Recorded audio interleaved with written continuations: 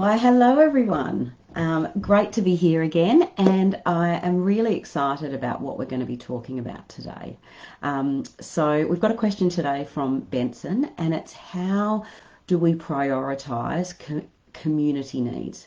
This is a really, really important question, and it's about more than just prioritising needs. It's really about how we set ourselves up to create change across our communities around mental health and wellbeing. And what I see regularly is that the mistake that tends to happen is people come to this idea of creating a wellbeing initiative or a community-driven wellbeing initiatives with an idea. They're excited.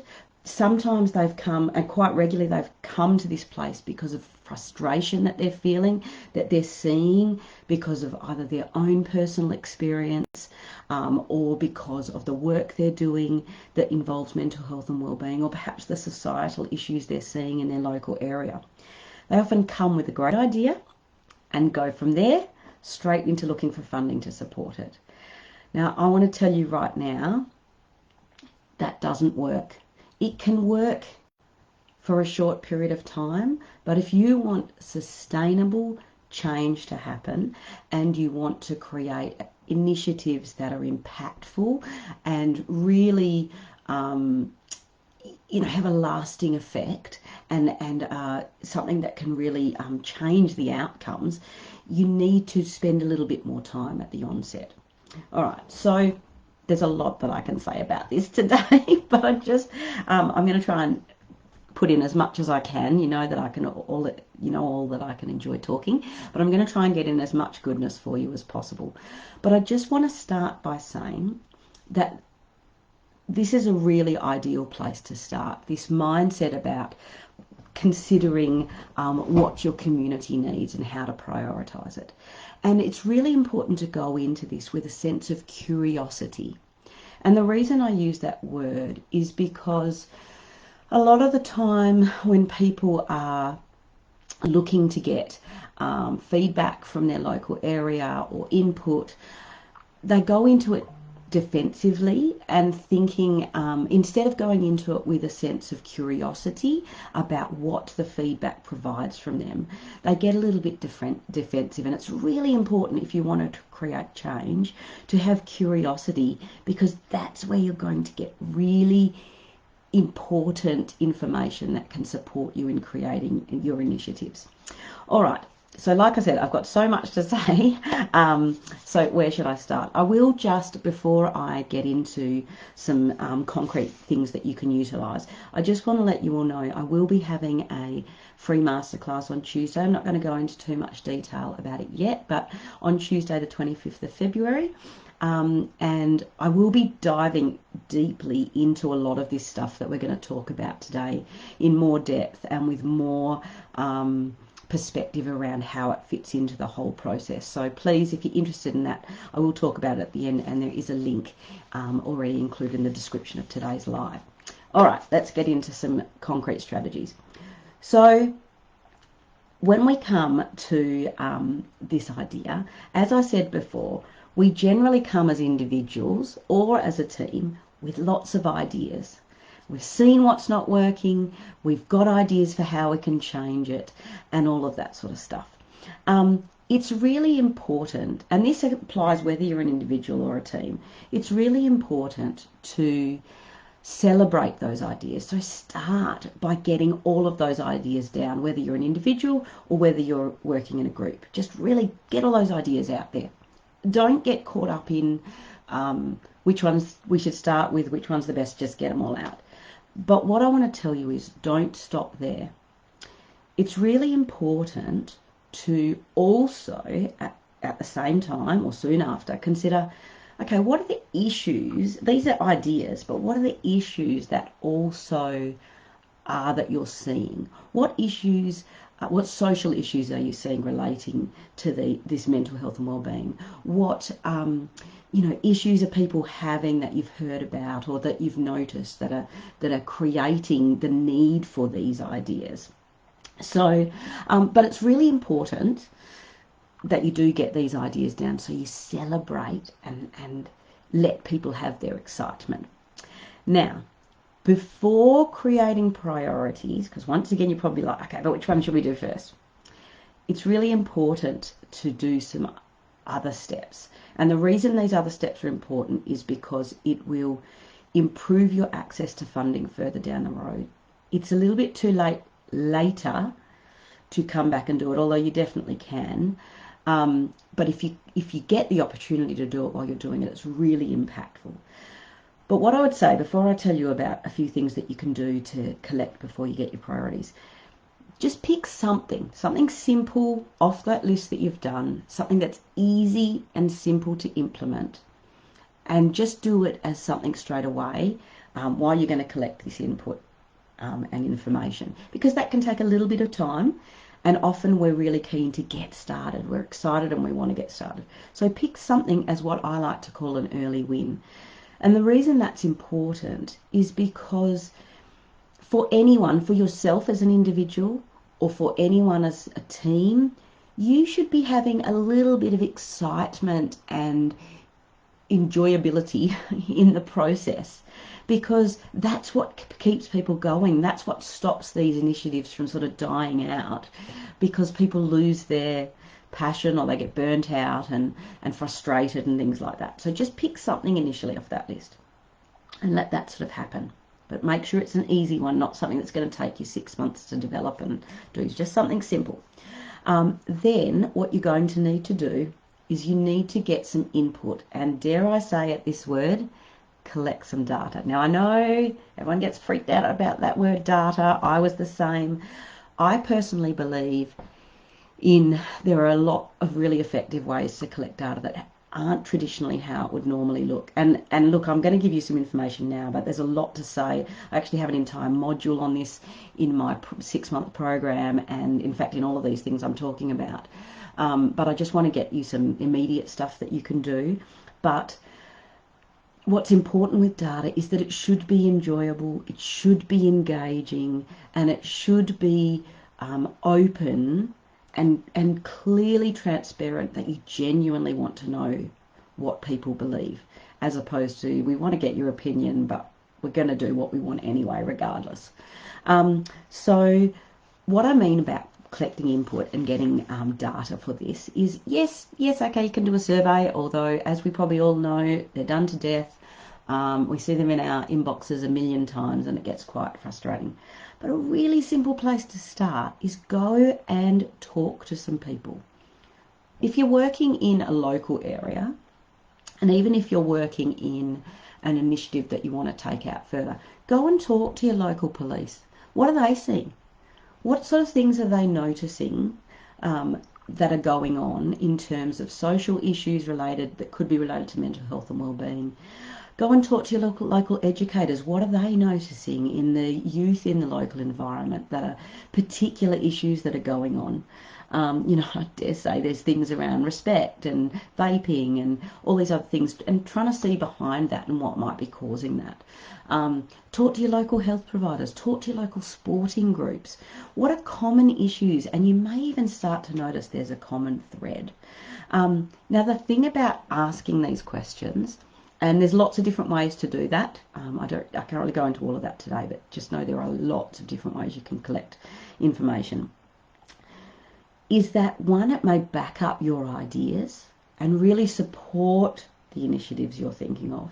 It could give you new ones that you weren't even aware of yet. But it can also help you dig deeper. And there's so much to be gathered. And it's dare I say it, it's an absolutely critical thing to do if you want to get funding to support your work. But I want to come back to that idea, and that word I said earlier is that you have to be curious. You have to be curious when you're seeking feedback from people and getting information. It's really important to recognise your understandable defensiveness that you might get, but just know that you're truly wanting to get feedback so that what you create is actually impactful and sustainable and actually considers the roadblocks that people are coming up against that you may not be aware of. The other thing that's really important in this stage is to get the voice of who you're looking to support. So if your ideas are generalized, then that's probably fine. You can look at all sorts of different people. But if you're looking at supporting in particular the aged population or the youth or the Indigenous population or whoever it might be, it's really important that you don't assume to know everything that's going on for them. You know, I've worked with communities, and as simple as doing a project around supporting, you know, the male gender, because of, you know, I worked with a community and they were finding there was a lot of issues with suicide in their community, in that demographic. Don't assume to know you know what those people want. Those men want, those people who identify as male. Go and ask them and be open to hearing their feedback, because it doesn't just support what you're doing, but it also brings those people along on the journey, makes them feel heard, makes them stand up and notice what you're doing and the work that you're doing. Now that you have the information you need, and this is what I mean about that there's quite a lot of work to go on before you set priorities, but it doesn't have to take a long time. I have 4 stages in my process when I work with communities and in my program, and the first stage is called Foundations, and it's without a doubt the stage that is overlooked all the time. People just want to get into action planning funding. The foundational stage is so critical if you want to get significant funding and if you want to create impactful, long-term, lasting, sustainable initiatives. All right, so when you get to the priority part, whether you're individual or a team, it can work a little bit the same, but obviously if you're an individual, you don't have to ask the other people because you're doing it with yourself. But if you're an individual, start by just thinking about it. Start by creating yourself what you think might be a bit of a priority list. If you're in a team or you're trying to look to create a team, it's really important to use consensus strategies. And what I mean by that, I actually do a lot of work with this, but and there's so many to tell you about. But basically what the point of a consensus strategy is you want all the voices to be heard. So if you've got a team, you want all the voices to be heard, not just the loud ones. And I say that with passion as a loud voice. I know that what it's like to be that person. I'm confident to say my opinions. But the thing is, if you've got people on your team, they're all there for a reason and they're all valuable. They need to feel like their opinion is valuable. So it's really important that all voices are heard and that you vary the way you create consensus so that you're really giving people and the way different people learn and respond an opportunity to share their ideas. So you can do a lot of work around things by using written rather than visual, using post-its, using coins for voting, there's lots and lots of different things. And I can certainly share a resource if anyone wants me to around things that you can do in that space. But it's really important to think about the way you make decisions. What tends to happen is we go to here's an idea, what does everyone think? Have a discussion, the loud voices are heard. We either don't get anywhere and we just have repeated sessions of discussion but no decisions, or we have the louder people getting heard and then the other people get disgruntled and it gets frustrated. It's really important, a very important strategy in terms of making teams work is around consensus strategies. I know that doesn't apply if you're an individual, but certainly if you're looking to network with other people, just keep it in mind that you need to make sure they feel that the opinion you're asking of them is valuable. Okay, so once you've got some ideas, you need to create that goal or target document. And you can do that in many ways. You can use Canva, you can keep it really simple, write on a piece of paper, however you want to do it. But what's important is you then take that what you think, and put it out there on your social media. If you've got a maybe a page that you've created or your own personal page and you're trying to get input, or if you're a team and you've got something, just seek some input, get some feedback, see what resonates with people, because and go on the street and ask why you want to get that. It's probably at this stage less about what they say, even though of course it's important, because you've already done that collection of feedback. But what's important at this stage is it's creating visibility for what you're doing, and it's creating creating buy-in for people so that they feel part of the process and they can go, wow, this is really important, and maybe I want to be part of that, or maybe I want to help, or whatever it might be. So, and that is, whether you're an individual or team, it's really important to create visibility. Don't wait till you've got the initiative. You need to bring people along on the journey, because then they will be your biggest supporters when you're going to get funding down the line and you're looking for support letters, and when you're going to do all these different things. The trick is, in all of this, I just want to come back to that first thing that I said at the beginning.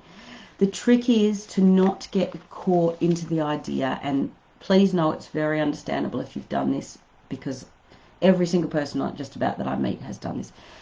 But try moving forward not to get caught in the trap of having an idea, looking for funding to support it. This foundational work, and there's a lot more than just what I've talked about today, but this foundational work is critical between the difference of having a initiative for now, an initiative that's sustainable and going into the future.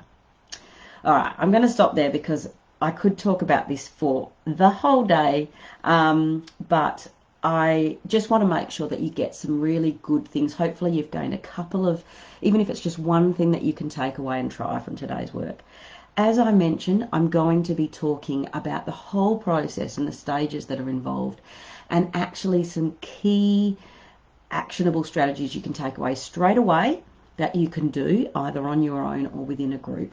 On Tuesday, the 25th of February, I'll be running this class at 10 a.m. Australian Western Standard Time. You can certainly go on to like Time Zone Wizard and check where that is for you, but that's all included in the link. My session is called From Idea to Impact, and it's about proven strategies that, and when I say proven, I mean communities that have earned $750,000 plus to be able to make change happen in their community, in their small community, for mental health and wellbeing. So proven strategies to bring your community wellbeing initiatives and ideas to life. So please, if that at all interests you, there's a link in my description, and also I've been putting a few links into the Facebook page for you to access. Jump on board and grab that. And if you know anyone else who might be interested, please share it with them and let them know that I'd love to see them there, because my objective is to help as many individuals and communities as possible make change happen, because I firmly believe we can create common sense solutions that actually work when we do this effectively. And I really want to see us stop watching the mental health statistics and actually start changing them. So until next time, I'll see you later.